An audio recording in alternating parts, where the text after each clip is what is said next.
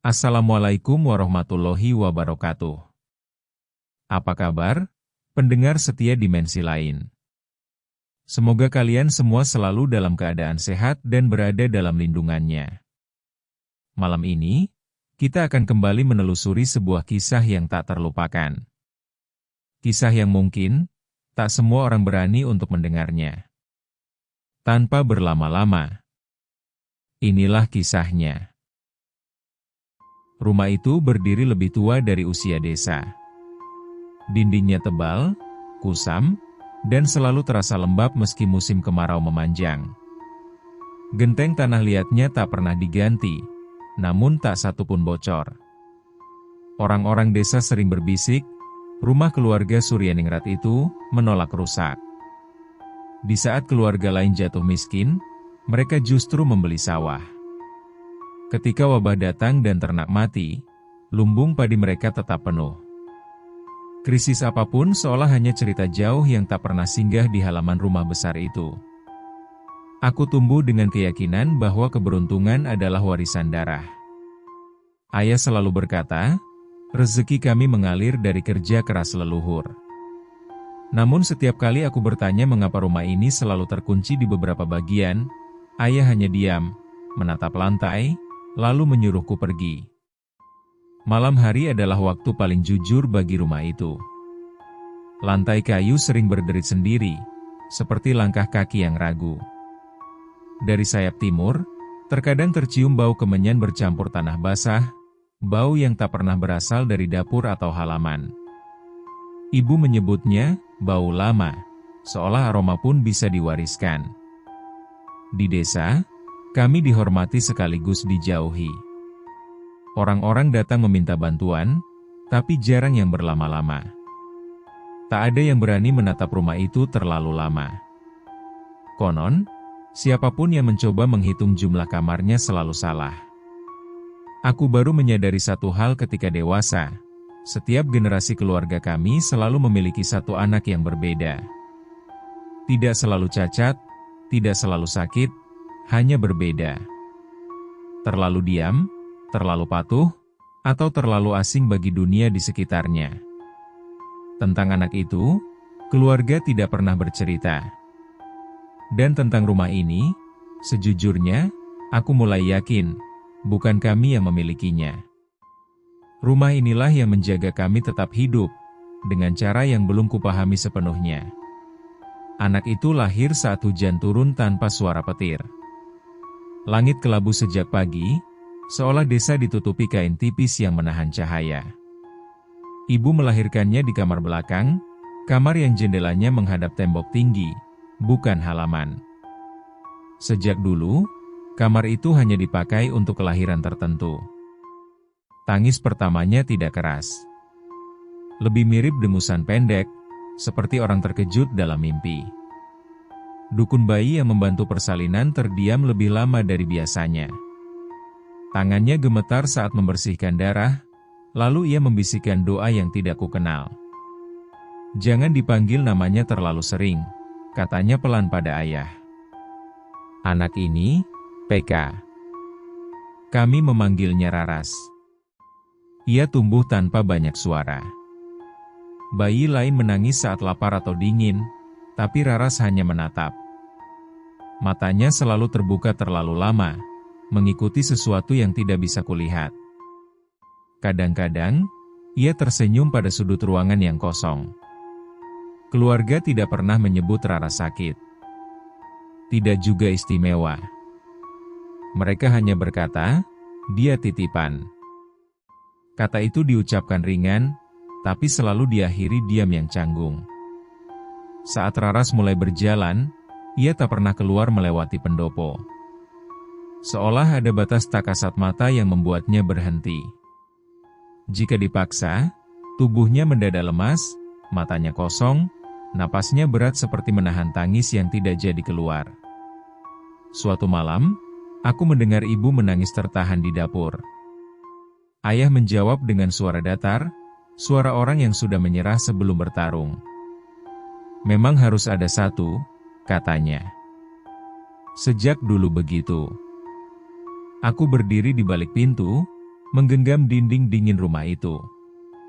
Untuk pertama kalinya, kekayaan keluarga kami terasa seperti sesuatu yang dibeli, dan Raras, dengan segala keheningannya, terasa seperti harga yang belum sepenuhnya dibayar. Sayap timur rumah selalu terkunci sejak aku kecil.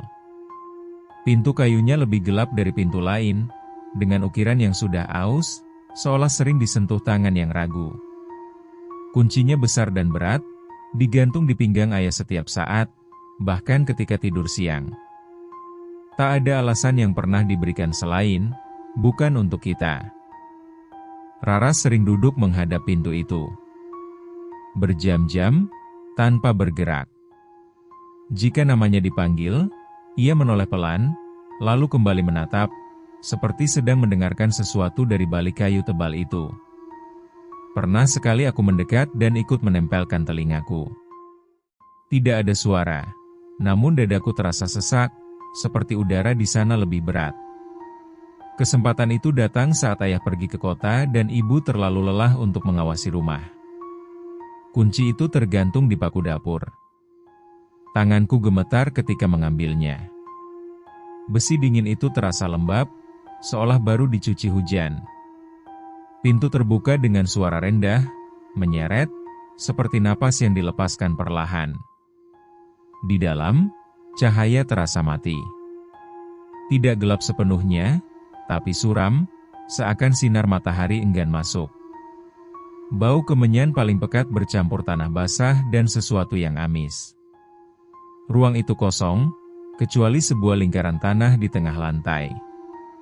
Tanahnya lebih hitam dari sekitarnya, lembab, dan hangat. Di dinding, tergantung kain mori kusam dan sesajen kering yang tak pernah dibersihkan. Di sudut ruangan, ada bekas goresan kecil di lantai kayu, seperti bekas kuku. Aku mundur selangkah ketika mendengar suara lirih. Bukan kata-kata, lebih seperti gumaman doa yang dibaca terbalik. Saat itu juga pintu tertutup sendiri dengan hentakan keras. Di luar, Raras berdiri tepat di depanku. Matanya menatap lurus, wajahnya tenang. "Sudah lihat?" tanyanya pelan. Suara itu terlalu dewasa untuk anak seusianya. Dan untuk pertama kalinya, aku sadar, ruang itu bukan dikunci untuk menyembunyikan sesuatu dari kami, melainkan untuk menahan sesuatu agar tidak keluar. Ayah pulang malam itu dengan wajah yang lebih pucat dari biasanya. Ia tidak memarahiku, tidak pula bertanya apakah aku telah membuka pintu sayap timur.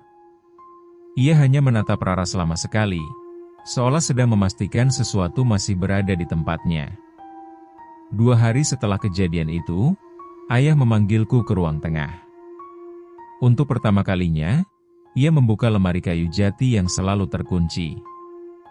Dari dalamnya, ia mengeluarkan sebuah kitab tua dibungkus kain hitam. Kain itu berbau kemenyan dan debu, seperti ruang timur. "Ini bukan untuk dibaca sembarangan," katanya. "Tapi kau sudah melihat terlalu jauh." Kitab itu tebal, halamannya menguning dan rapuh. Tulisan di dalamnya bukan huruf Latin, melainkan aksara Jawa kuno yang ditulis tangan. Beberapa halaman dipenuhi coretan tambahan, seperti catatan terburu-buru dari generasi berbeda. Ayah menunjuk satu bagian. Di sana tertulis daftar nama, disusun rapi berdasarkan tahun. Setiap beberapa halaman, satu nama diberi tanda khusus, lingkaran hitam dengan titik di tengahnya.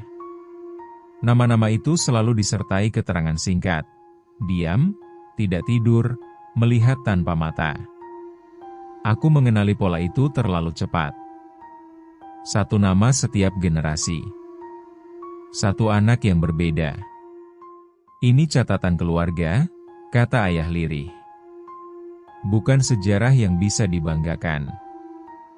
Di halaman paling awal, tertulis sebuah perjanjian. Tidak menyebut siapa pihak satunya. Hanya kalimat singkat yang berulang, kelimpahan ditukar dengan satu. Tidak dijelaskan apa yang dimaksud satu, tapi daftar nama di halaman-halaman berikutnya menjawabnya dengan kejam. Tanganku berhenti di halaman terakhir. Di sana, satu nama belum ditulis. Hanya ruang kosong, dengan lingkaran hitam yang belum terisi. Ayah menutup kitab itu cepat-cepat. Selama lingkaran itu belum bernama, katanya, keluarga ini masih aman. Aku menatap Raras yang berdiri di ambang pintu. Untuk pertama kalinya, aku mengerti, kitab itu bukan catatan masa lalu. Ia adalah pengingat utang, yang selalu menunggu untuk ditagih.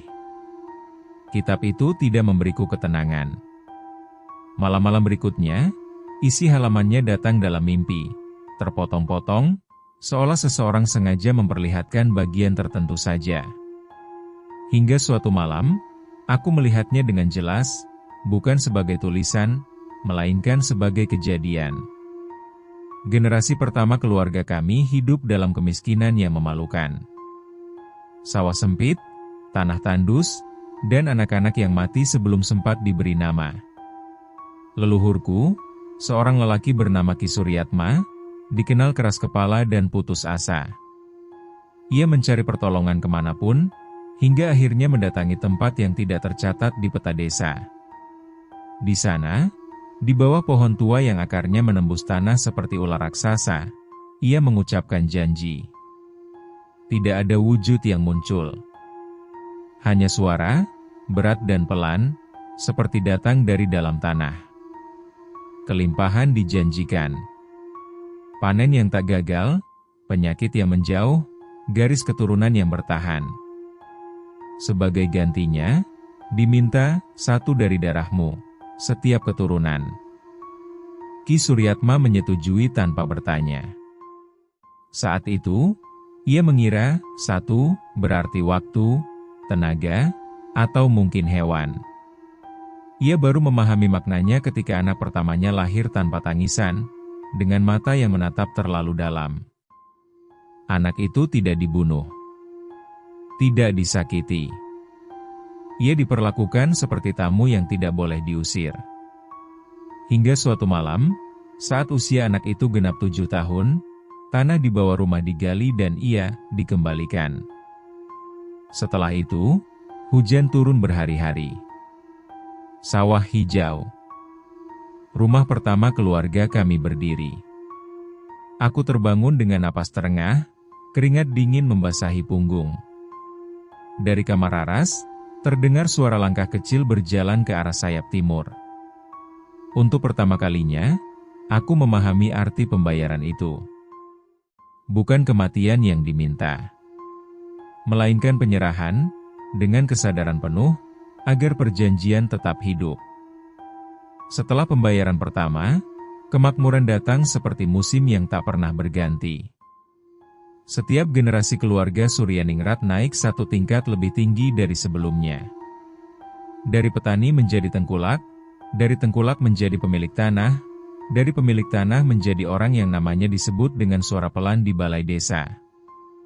Anehnya, kekayaan itu tidak pernah terasa diraih. Ia hadir begitu saja, seperti warisan yang selalu tepat waktu. Setiap kali satu anak berbeda lahir, usaha keluarga justru berkembang. Jalan desa diaspal. Sumur-sumur tidak pernah kering. Orang-orang bersyukur, tanpa tahu siapa yang membayar. Namun selalu ada pola lain yang menyertai.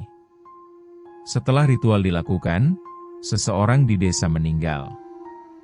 Tidak selalu kerabat, tidak selalu tetangga dekat. Kadang orang yang sedang bermimpi buruk, kadang orang yang tersesat di sawah sendiri. Kematian itu tidak pernah diselidiki lama. Desa terlalu sibuk hidup nyaman. Anak-anak, pembayaran, tumbuh dalam sunyi. Mereka tidak disekolahkan tinggi, tidak diperlihatkan ke orang luar.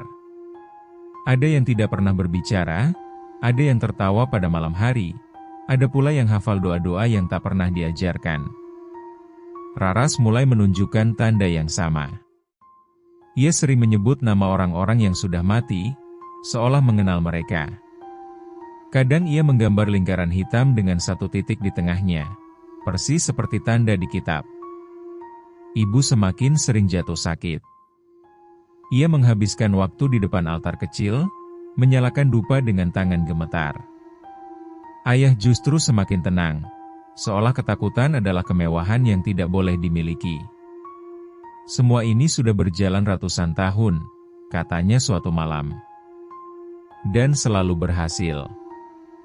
Aku menatap rumah kami, besar, kokoh, dan penuh bayangan. Untuk pertama kalinya, aku bertanya dalam hati, jika kemakmuran ini dibeli dengan pengorbanan, lalu siapa sebenarnya yang menikmati hasilnya? Kami, atau sesuatu yang terus menagih, selama kami patuh membayar? Tidak ada satupun anak pembayaran yang benar-benar tumbuh seperti manusia lain. Tubuh mereka bertambah tinggi, tapi mata mereka tetap menyimpan sesuatu yang terlalu tua. Dalam kitab leluhur, beberapa nama diberi catatan tambahan, berhenti, kembali, atau menyatu. Aku mulai memperhatikan Raras dengan ketakutan yang tak berani kusebutkan.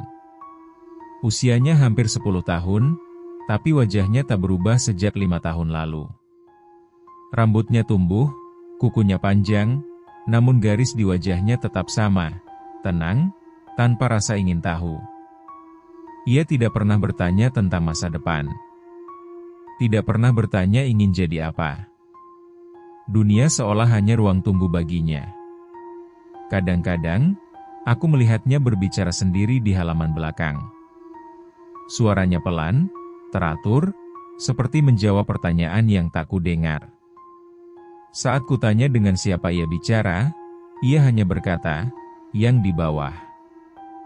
Beberapa anak pembayaran sebelumnya tidak pernah mencapai usia dewasa. Mereka menghilang sebelum genap 12 tahun. Catatan keluarga menuliskannya dengan kalimat sopan, telah kembali ke asalnya. Tidak ada kuburan. Tidak ada tanda berkabung. Suatu sore, aku menemukan Raras duduk di depan lingkaran tanah di sayap timur, pintu terbuka tanpa kunci. Tanah itu berdenyut pelan, seperti bernapas. Raras meletakkan telapak tangannya di atasnya, dan untuk sesaat, aku merasa rumah itu ikut hidup. Kalau sudah waktunya, katanya tanpa menoleh, aku tidak akan sakit. Aku menariknya menjauh, tubuhnya ringan seperti kain basah. Di matanya tidak ada rasa takut. Malam itu aku menyadari satu hal yang membuat dadaku nyeri. Anak-anak itu tidak pernah disiapkan untuk hidup. Mereka hanya dipelihara, hingga waktunya dikembalikan. Dalam catatan keluarga, nama Nyi Ratminah ditulis dengan tinta yang berbeda. Hurufnya tebal, tergesa, seolah penulisnya menekan pena terlalu keras. Di samping namanya, tidak ada keterangan seperti yang lain, hanya satu kalimat pendek, ia mencoba lari. Ratminah adalah ibu dari anak pembayaran generasi keempat. Tidak ada yang tahu kapan tepatnya ia mulai melawan, tapi kisahnya selalu diceritakan dengan nada peringatan. Ia menyadari keanehan anaknya terlalu cepat, dan tidak mau menerima kata titipan seperti yang lain. Pada malam menjelang ritual, Ratminah membawa anaknya keluar desa. Mereka berjalan tanpa lampu, melewati sawah dan hutan bambu. Namun sebelum fajar, anak itu jatuh sakit. Tubuhnya panas, napasnya berat, matanya kosong. Ratminah terpaksa kembali. Hari itu, desa dilanda hujan aneh, bau tanah busuk, air keruh. Padi membusuk di batang. 3 orang meninggal tanpa sebab jelas. Rumah keluarga Ratminah retak di beberapa bagian, seperti dipukul dari dalam. Ia mengurung diri bersama anaknya, menolak membuka pintu. Ketika para sesepuh datang, Ratminah berteriak, menangis, memohon agar perjanjian dihentikan. Jawaban yang ia terima hanya sunyi dan doa. Malam itu, tanah di sayap timur dibuka paksa. Tidak ada yang melihat secara langsung apa yang terjadi, tapi keesokan paginya, Ratminah ditemukan duduk di lantai ruang tengah, rambutnya memutih seluruhnya. Ia hidup, namun tidak pernah berbicara lagi. Anaknya dinyatakan telah kembali. Sejak saat itu, tidak ada ibu yang mencoba melawan. Cerita tentang Ratminah diwariskan seperti luka terbuka, cukup untuk mengingatkan bahwa perlawanan selalu dibayar lebih mahal. Dan aku tahu, kisah itu belum selesai. Setelah kisah Ratminah, keluarga tidak pernah lagi berbicara tentang kemungkinan gagal membayar. Namun hukuman tidak selalu datang karena penolakan. Kadang ia muncul hanya sebagai pengingat, agar kami tidak lupa siapa yang memegang kendali. Pertama kali aku merasakannya, lewat mimpi. Aku berdiri di ruang sayap timur, sendirian, sementara tanah di tengah lantai terbuka perlahan. Dari dalamnya tidak muncul makhluk, hanya kegelapan yang bergerak seperti napas panjang. Sebuah suara menyebut namaku, bukan memanggil, melainkan memastikan aku masih ingat. Setiap bangun dari mimpi itu, tubuhku lemas dan bau tanah menempel di tanganku. Di dunia nyata, tanda-tanda lain ikut muncul. Dupa di altar padam sendiri meski tak ada angin. Air sumur terasa lebih berat, meninggalkan rasa pahit di lidah. Raras mulai sering terbangun tengah malam dan berjalan ke arah sayap timur tanpa membuka mata. Suatu malam, aku mengikuti langkahnya. Di depan pintu tertutup, ia berhenti dan berbisik, "Jangan lupa." Aku tidak tahu kepada siapa kalimat itu ditujukan. Di desa, kejadian kecil tapi aneh mulai sering terjadi. Hewan ternak mati dengan posisi menghadap rumah kami. Orang-orang mengeluh mimpi buruk yang sama, rumah besar tanpa pintu, dengan lingkaran hitam di lantainya. Ayah menyebutnya peringatan ringan. Katanya, selama pembayaran tidak terlambat, semuanya akan kembali normal. Namun wajahnya mulai menunjukkan retakan yang tak bisa disembunyikan. Aku membuka kembali kitab leluhur. Di antara halaman-halaman lama, ada satu catatan kecil yang tak pernah kubaca, yang dituntut bukan darah, melainkan ingatan. Saat itu aku sadar, hukuman ini bukan untuk menyakiti. Ia hanya ingin memastikan kami tetap ingat siapa yang berjanji, dan siapa yang berhak menagih. Lingkaran kosong di halaman terakhir kitab leluhur mulai terasa seperti mata yang menatap balik setiap kali kubuka. Generasi ke-7.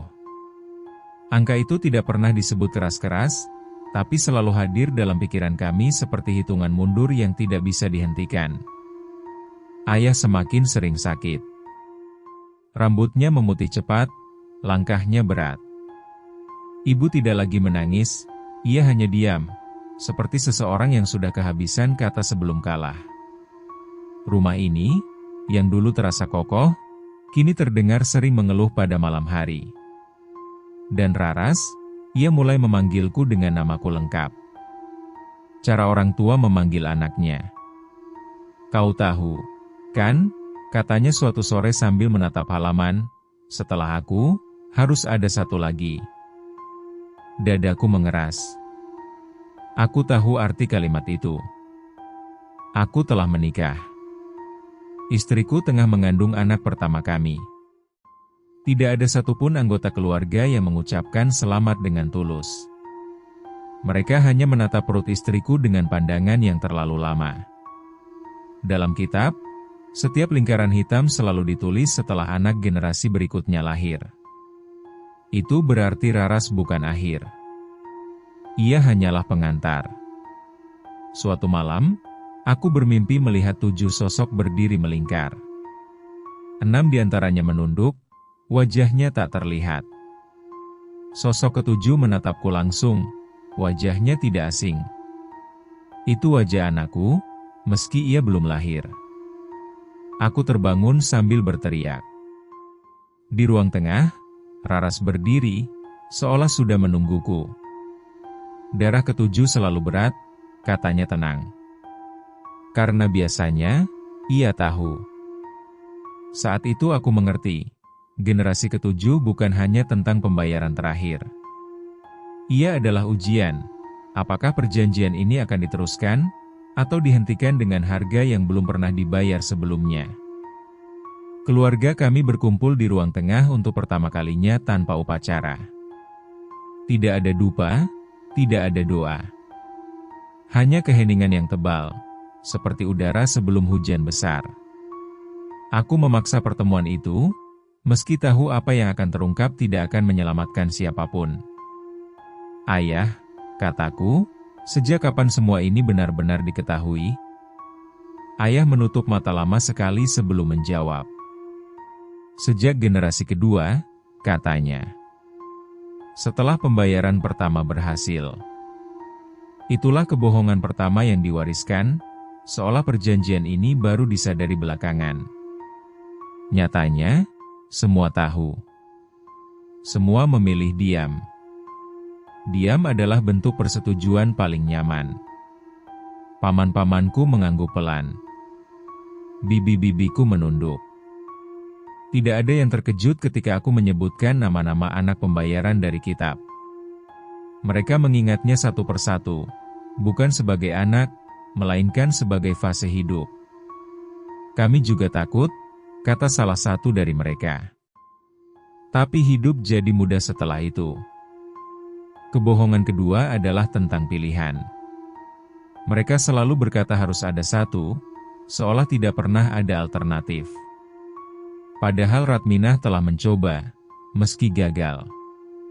Artinya, perjanjian itu bisa dilawan, hanya dengan konsekuensi. Aku memandang wajah-wajah itu dan menyadari kebohongan ketiga. Mereka menyebut ini pengorbanan, padahal yang dikorbankan bukan milik mereka sepenuhnya. Anak-anak itu tidak pernah diminta setuju. Di sudut ruangan, Raras duduk diam. Ia tersenyum tipis, bukan senyum sedih, melainkan senyum seseorang yang sudah memahami perannya sejak awal. Kalian tidak jahat, katanya pelan. Hanya terlalu patuh. Kalimat itu lebih menyakitkan daripada tuduhan apapun. Saat pertemuan berakhir, aku tahu satu hal pasti. Jika aku diam, aku akan menjadi bagian dari kebohongan itu. Dan generasi ketujuh akan membayar bukan karena perjanjian, melainkan karena ketakutan kami sendiri. Ritual selalu dilakukan pada malam tanpa bulan. Bukan karena gelap lebih disukai, melainkan karena langit yang kosong dianggap lebih jujur. Malam itu, rumah dipenuhi bau kemenyan yang lebih pekat dari biasanya, seolah dinding-dindingnya ikut bernapas. Lingkaran tanah di sayap timur dibersihkan dan dibuka kembali. Tanahnya basah, hangat, dan mengeluarkan uap tipis. Di sekelilingnya, kain mori baru digantung, putih, tanpa noda, seperti kebohongan yang baru disiapkan. Kitab leluhur diletakkan di sisi timur, terbuka pada halaman terakhir, lingkaran kosong masih menunggu nama. Raras diminta duduk di dekat lingkaran itu. Ia patuh, seperti biasa. Rambutnya disisir rapi, pakaiannya bersih. Ia tampak lebih tenang daripada siapapun di ruangan itu. Ibu tidak sanggup mendekat. Ayah memimpin doa dengan suara yang sedikit bergetar, meski kata-katanya hafal di luar kepala. Para sesepuh keluarga berdiri melingkar, menunduk, seolah dengan tidak menatap, mereka bisa menyangkal apa yang sedang terjadi. Aku berdiri di ambang pintu, tubuhku kaku. Setiap langkah ke depan terasa seperti pengkhianatan, setiap langkah mundur terasa seperti penyerahan. Ketika doa mencapai bagian terakhir, tanah di lingkaran itu berdenyut lebih kuat. Udara menjadi berat, menekan dada. Tidak ada wujud yang muncul, tidak ada tangan yang terulur, hanya perasaan diawasi dengan penuh perhatian. Raras menoleh padaku. Matanya jernih. Setelah ini, katanya pelan, giliranmu memilih. Doa berhenti mendadak. Ayah menatapku, wajahnya pucat. Untuk pertama kalinya, ritual itu tidak berjalan sesuai urutan. Lingkaran tanah tetap terbuka, menunggu. Dan di tengah keheningan itu, aku menyadari, ritual terakhir ini bukan tentang menyerahkan satu anak lagi. Ia tentang memastikan apakah generasi ketujuh masih mau menunduk seperti sebelumnya, atau berani mengubah arah sejarah dengan tangan sendiri. Aku melangkah maju sebelum siapapun sempat menghentikanku. Kakiku terasa berat, seolah lantai rumah menahan setiap gerak, tapi aku terus berjalan hingga berdiri di antara raras dan lingkaran tanah itu. "Cukup," kataku. Suaraku terdengar asing di telingaku sendiri. Ayah terperanjat. Para sesepuh saling berpandangan. Doa yang terputus menggantung di udara seperti benang rapuh. "Ini sudah jalannya," ayah berbisik, lebih seperti memohon daripada memerintah. "Jangan buat semuanya sia-sia." Aku menoleh ke Raras. Untuk pertama kalinya, aku melihat sesuatu yang lain di balik ketenangannya. Bukan takut, tapi harap yang sangat kecil. "Tidak ada lagi yang dikembalikan," kataku. "Tidak Raras. Tidak anakku.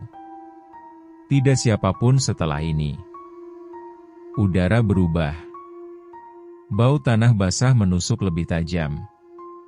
Lingkaran itu berdenyut keras, seperti jantung yang dipaksa berdetak lebih cepat. Dinding rumah bergetar pelan, genteng beradu, dan dari kejauhan terdengar suara seperti geraman panjang yang datang dari dalam bumi. Ibu menjerit. Ayah terjatuh berlutut. Sesuatu mencoba hadir. Bukan dalam bentuk, melainkan tekanan, kenangan, ketakutan, dan janji lama yang dipaksakan masuk ke pikiranku. Suara itu tidak marah. Ia tenang, sabar, seperti penagih utang yang yakin waktunya tepat. "Kelimpahan telah kau nikmati." Aku menutup mata, menggenggam tangan Raras. "Dan kami berhenti," jawabku dalam hati. "Mulai sekarang." Untuk pertama kalinya sejak perjanjian dibuat, satu generasi memilih berkata tidak. Dan aku tahu, penolakan ini bukan akhir dari penderitaan, melainkan awal dari harga yang jauh lebih jujur. Lingkaran tanah tidak menutup. Ia menunggu jawabanku, dan konsekuensi yang akan datang. Penolakan itu tidak disambut dengan amarah seketika. Tidak ada ledakan, tidak ada jeritan dari dalam tanah. Justru keheningan yang datang, hening yang terlalu rapi, terlalu teratur, seperti jeda sebelum sesuatu menghela napas panjang. Pagi berikutnya, rumah mulai retak. Bukan retak biasa, melainkan garis-garis halus yang menjalar dari sayap timur ke seluruh bangunan, mengikuti jalur yang tak pernah kulihat sebelumnya. Seolah rumah itu memiliki urat, dan kini urat-uratnya pecah. Kekayaan kami menguap pelan-pelan. Usaha ayah gagal satu persatu tanpa sebab jelas. Rekening kosong lebih cepat dari yang bisa dijelaskan. Orang-orang desa berhenti datang. Mereka tidak marah, mereka takut. Arwah mulai muncul, bukan sebagai hantu yang menakutkan, melainkan bayangan samar di sudut mata. Wajah-wajah anak pembayaran terdahulu berdiri di lorong, di tangga, di depan pintu kamar. Mereka tidak menuntut. Mereka hanya menatap. Rara semakin sering berbicara dalam tidur. Namanya disebut-sebut oleh suara yang berbeda, bergantian, seolah generasi lama sedang berdiskusi melalui dirinya. Tubuhnya demam, tapi bukan demam sakit, melainkan demam perubahan. Ayah memburuk. Ia berteriak pada malam hari, memohon maaf pada orang-orang yang tak bisa kulihat. Ibu duduk di sampingnya, menatap kosong, seperti menyaksikan sesuatu yang akhirnya tiba. "Ini murkanya," bisik salah satu sesepuh sebelum meninggalkan rumah untuk selamanya. Namun aku mulai mengerti, ini bukan murka karena kami menolak. Ini adalah sistem yang runtuh karena kehilangan kepatuhan. Perjanjian itu tidak tahu cara lain untuk bertahan selain menekan, mengingatkan, dan menghancurkan apa yang dulu diberinya. Dan di tengah kehancuran itu, satu pertanyaan muncul semakin jelas. Jika semua ini roboh, Apa yang akan tersisa dari kami? Tanpa perjanjian, tanpa perlindungan, tanpa kebohongan? Harga itu tidak datang sekaligus. Ia datang seperti musim kering yang terlalu panjang, perlahan, melelahkan, dan tak bisa dihindari. Rumah besar yang dulu penuh suara kini terasa kosong, bergema setiap kali aku melangkah. Ayah meninggal tanpa upacara besar. Tidak ada tetangga yang berani datang. Tubuhnya kurus, matanya terbuka sejenak sebelum napas terakhir, seolah ingin memastikan sesuatu benar-benar berakhir bersamanya. Di tangannya, ia menggenggam kain mori kecil, entah sejak kapan. Ibu menyusul tak lama kemudian, bukan oleh penyakit, melainkan oleh kelelahan yang tak terlihat. Ia berhenti makan, berhenti berdoa, berhenti berharap. Seperti seseorang yang terlalu lama hidup dengan ketakutan dan akhirnya dilepaskan begitu saja. Harta keluarga dijual satu persatu. Sawah, rumah sewa, perhiasan, semua habis untuk menutup utang yang tiba-tiba muncul dari masa lalu. Utang yang dulu selalu diselesaikan tanpa penjelasan, kini menuntut pembayaran nyata. Beberapa kerabat jatuh gila. Mereka mengigau tentang lingkaran tanah, tentang suara yang tak lagi menjawab doa. Ada yang bunuh diri, tak sanggup hidup tanpa perlindungan yang selama ini dianggap berkah. Aku kehilangan segalanya, kecuali satu hal, anakku lahir dengan tangisan keras, sehat, dan, yang paling penting, normal. Tidak ada mata yang terlalu tua, tidak ada keheningan yang janggal. Raras melemah, tapi ia tersenyum setiap kali mendengar tangisan itu. Sekarang rasanya sakit, katanya lirih. Tapi ini sakit yang benar. Untuk pertama kalinya, penderitaan itu terasa jujur. Tidak ditukar, tidak dialihkan. Dan aku tahu, harga penolakan memang mahal. Namun setidaknya, ia tidak lagi dibayar oleh mereka yang tak pernah memilih. Raras tidak pernah benar-benar sakit. Tubuhnya melemah, iya, tapi bukan seperti orang sekarat. Ia seperti sesuatu yang perlahan dilepaskan dari ikatan lama. Suatu malam, saat hujan turun tipis, ia memintaku duduk di sampingnya. Aku akhirnya ingat, katanya pelan. Bukan ingatan masa kecil, melainkan ingatan yang terlalu luas untuk satu hidup. Ia bercerita tanpa emosi, seperti membaca catatan lama. Tentang perjanjian yang tidak pernah benar-benar meminta anak. Tentang kesalahpahaman yang dibiarkan tumbuh karena menguntungkan. Makhluk itu, yang tak pernah menampakkan wujud, tidak membutuhkan darah. Ia membutuhkan kepatuhan. Setiap kali keluarga menyerahkan satu anak, yang sebenarnya diserahkan adalah keputusan. Hak untuk berkata tidak. Anak-anak pembayaran hanyalah simbol. Wadah agar perjanjian terlihat sakral dan tak terbantahkan. Kalau dari awal mereka menolak, kata Raras, tidak akan ada apa-apa yang terjadi. Tapi generasi pertama memilih percaya, dan ketakutan membuatnya nyata. Ritual, lingkaran tanah, kemakmuran, semuanya hanya sistem yang terus diperkuat oleh keyakinan bersama. Semakin patuh keluarga, semakin kuat perjanjian itu terasa. Ratminah gagal bukan karena ia melawan, lanjut Raras. Ia gagal karena ragu. Penolakan setengah hati masih memberi celah. Aku teringat wajah ayah, para sesepuh, seluruh generasi yang hidup nyaman dalam kepatuhan. Mereka tidak dikutuk, mereka mengikat diri sendiri. Sekarang sudah selesai, kata Raras sambil menutup mata. Karena kau tidak ragu. Malam itu, untuk pertama kalinya, rumah terasa sunyi sepenuhnya. Tidak berat. Tidak menekan. Seolah sesuatu yang selama ini berdiri karena ketakutan, akhirnya runtuh, bukan oleh perlawanan keras, melainkan oleh keberanian untuk berhenti percaya. Pagi datang tanpa tanda apapun. Tidak ada suara aneh, tidak ada bau tanah basah yang menyelinap dari sayap timur. Rumah itu terasa kosong. Bukan kosong yang menakutkan, melainkan seperti bangunan yang akhirnya ditinggal penghuninya. Aku berdiri di depan ruang sayap timur yang kini terbuka lebar. Lingkaran tanah di lantainya telah mengering dan retak, warnanya memudar menjadi coklat biasa. Tidak ada denyut, tidak ada kehangatan palsu. Hanya tanah yang selama ini kami takuti. Ritual terakhir tidak dilakukan dengan doa atau sesajen. Aku membawa kitab leluhur ke tengah ruangan. Halamannya berat, seolah menolak disentuh. Di halaman terakhir, lingkaran kosong itu masih ada. Aku mengambil arang dan menuliskan satu kalimat di bawahnya, bukan nama. Perjanjian berhenti di sini.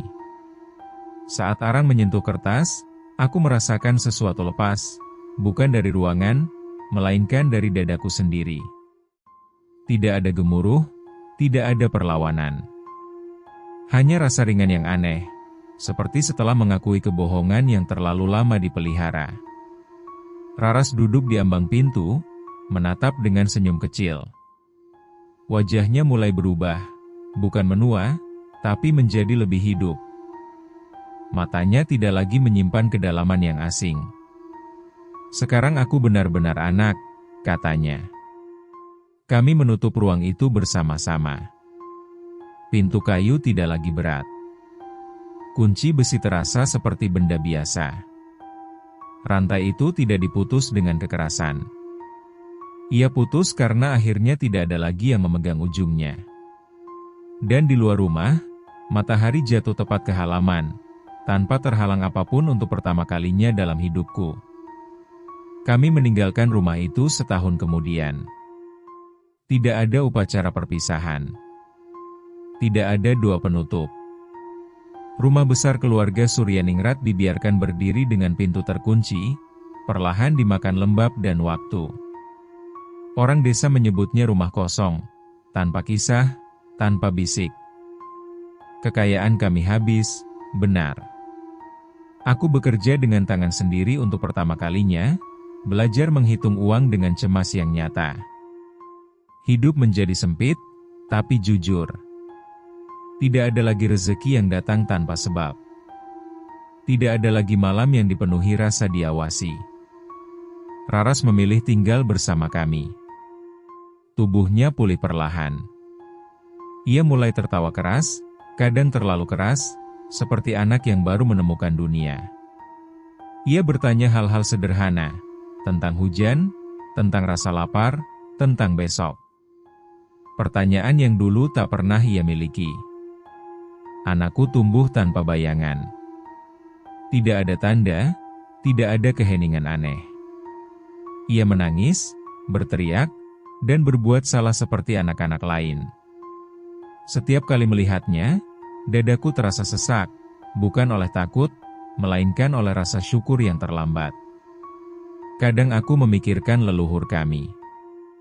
Tentang bagaimana satu keputusan yang diambil dalam keputusasaan bisa menjadi hukum ratusan tahun. Tentang bagaimana kepatuhan bisa diwariskan sebagai kebajikan, padahal ia hanya ketakutan yang rapi. Warisan bukan selalu harta, bukan selalu nama baik. Kadang ia adalah kesalahan yang terlalu lama tidak dikoreksi. Aku memilih mewariskan sesuatu yang lebih sederhana, kebebasan untuk berkata tidak.